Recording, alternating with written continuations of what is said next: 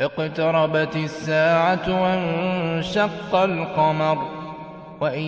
يروا آية يعرضوا ويقولوا سحر مستمر وكذبوا واتبعوا أهواءهم وكل أمر مستقر ولقد جاءهم من الأنباء ما فيه مزدجر حكمة بالغة فما تغني النذر فتول عنهم يوم يدعو الداعي إلى شيء نكر خش عن أبصارهم يخرجون من الأجداث كأنهم